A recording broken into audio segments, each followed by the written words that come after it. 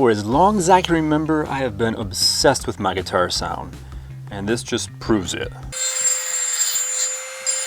Greetings! Check this out. So ever since I started playing guitar, I have been obsessed with my guitar sound. You just said that. And then when I started recording, I even got more obsessed with it because it was harder to get the sound that I wanted. You're impossible. Do you remember that video I did a few months ago where I was placing the microphone in different positions, trying to get different sounds, illustrating how important it is to have that mic position right at a certain spot? About 4 years ago, Glenn Fricker did a video on the Dynamount, and when I saw that, I fell in love with that thing. I am so embarrassed for that microphone right now. But not for $800. I got no money. So I decided to make my own DIY version of the Dynamount. Actually, it's not even close to the Dynamount. It's really a poor man's DIY. I mean, a really poor man's DIY. Why did you say that twice? But it's the best I could do for the money I have. And here it is. Pathetic. It's just a screen that comes from a screen door with 1-inch holes punched all the way through it. And to be honest, I don't even know if this thing's gonna work or not. And if it doesn't, I still don't care. I'm gonna do this video anyway.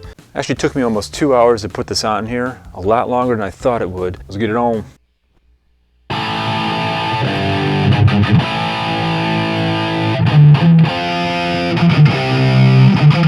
So obviously you're hearing a difference. Each hole is producing a different type of sound, and that's why I have the letters and numbers there so I can kind of have a location as to which one I like better. So if I like that one, I could say that's, I can't even see through this thing, M something, M4, and then I'd use that for recording. And obviously the possibilities are not limitless, but if I use this in combination with a different microphone, I could be doing this all day. And that sounds like something I probably would do.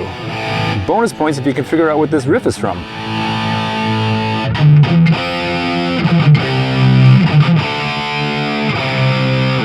So I just listened to it and I think it sounds great. Must be very proud of yourself. I mean, there's a ton of positions in there that I could definitely use for future videos. And that was the whole point of doing this, because I am sick and tired of, I'm gonna record a video and then I come down here and I'm searching for the right spot for a great sound for just, seems like hours, spending the whole day doing it.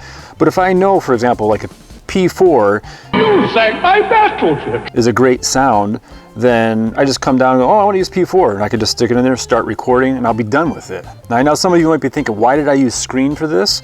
And there's a few reasons. In hindsight, yeah, maybe it wasn't the best material, because as I was starting to pound that hollow punch through it, it was starting to distort. I didn't have the right materials underneath until maybe halfway through, so I would do it a little bit different if I did it again. I was also thinking about doing like a cardboard piece, but if you see right here, you got two holes, right? And they say this sounds pretty good and this one sounds pretty good, but you know right in between you'd get a better sound.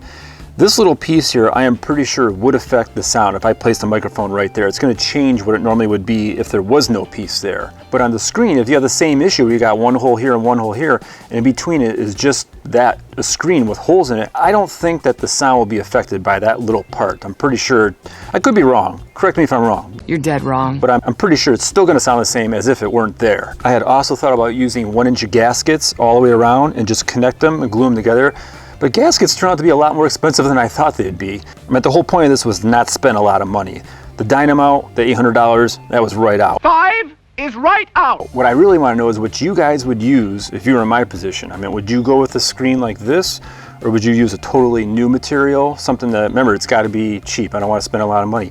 And if it's good enough, I will possibly use it in a future video, maybe try building it and see how it goes. See you next time.